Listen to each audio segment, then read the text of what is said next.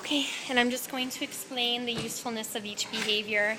Um, the behaviors that we had, well, park it, okay, and that's something that I actually use all the time at home.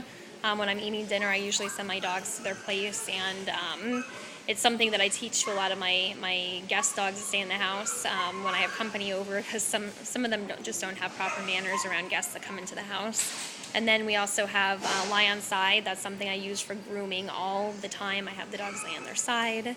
And then I brush them, I line brush them. So it usually takes me about an hour to do a dog. So they're pretty used to getting on their side on command like that. Plus we've taught some other tricks like play dead, using that and roll over.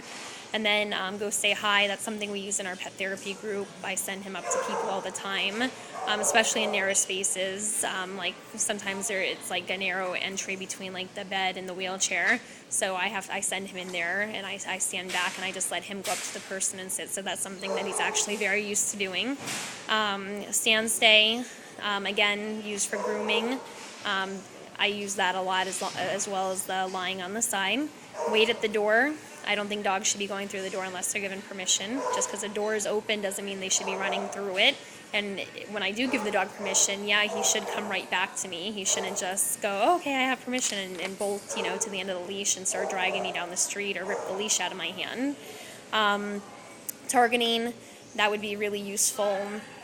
If I'm walking through a crowd, or if I really need to get the dog's attention focused on me off of something else, I would have the dog target, because it's going to get his attention, complete attention on me.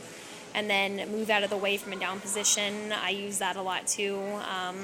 When I'm carrying laundry, or if I have groceries, or if I'm carrying something through the house, I usually tell my dogs to get out of the way before I trip over them.